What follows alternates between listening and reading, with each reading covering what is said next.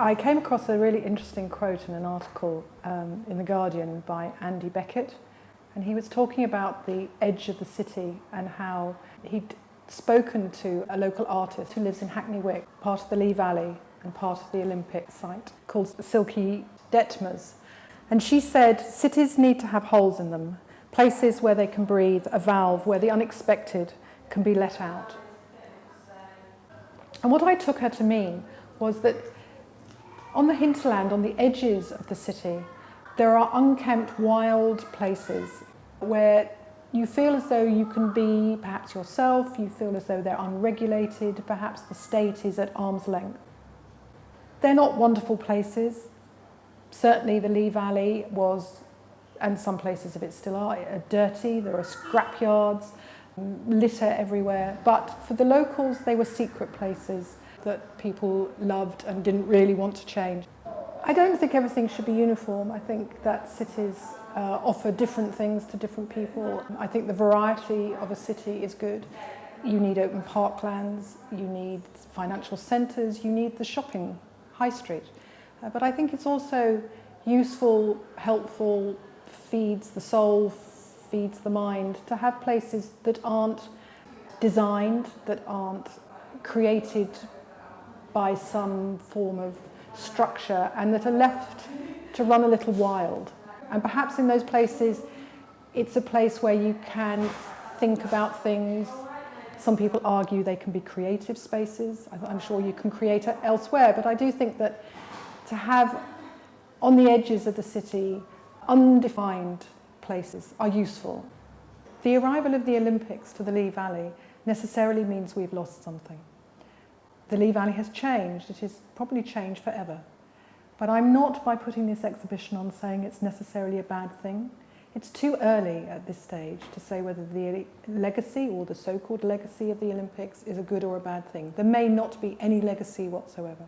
But this exhibition is more about looking at the ideas of the spaces within cities that perhaps are earmarked for regeneration, but until they change, until that transformation happens, they're wonderful breathing spaces.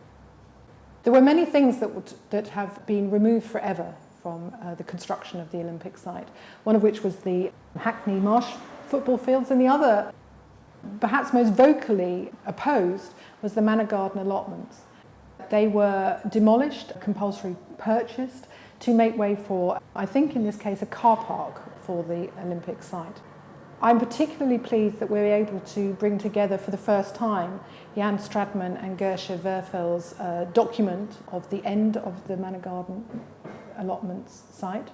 We have Jan Stradtmann's very majestic external shots taken in the style of Ouija, almost like a crime scene. And then on the opposite wall, we have the interiors taken by Gesche Würfel, and it shows just before the sheds were demolished, if you like, the personal items, but in their chaotic pre-demolition state. And they're poetic and lyrical comments on something that has been lost forever, and in some ways is the symbol of what people didn't want to lose in the Lea Valley.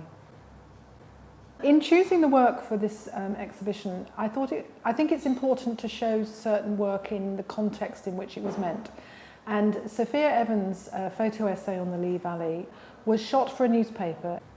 As a consequence, what I wanted to do was to present it on proofing paper.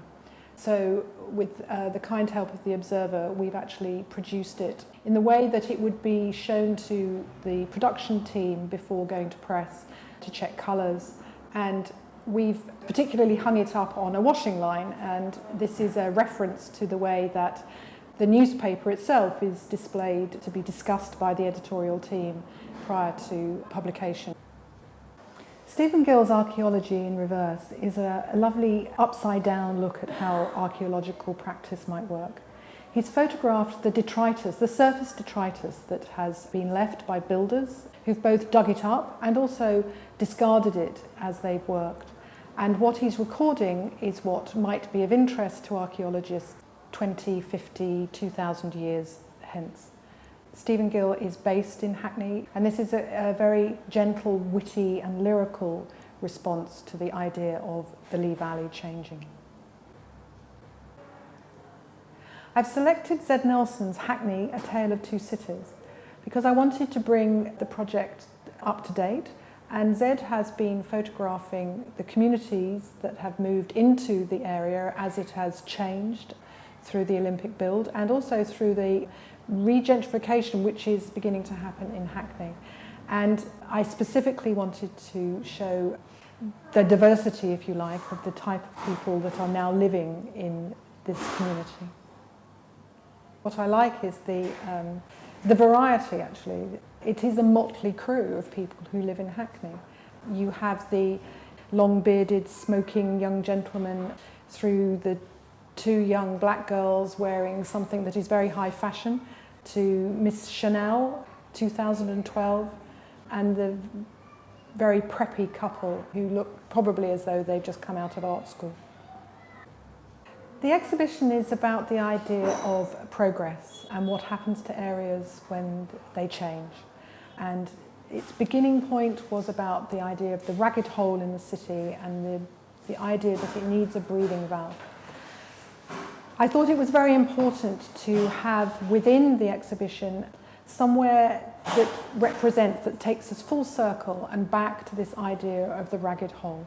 And Jason Orton's work, Channelsea River, which is just around the corner from the Stratford site, the Olympic site, is again that area that is forgotten. It is the wild and unkempt area that exists where you can go and walk and you can go and wander. And as yet it's unmarked by development and still gives us that possibility of breathing on the outskirts of the city.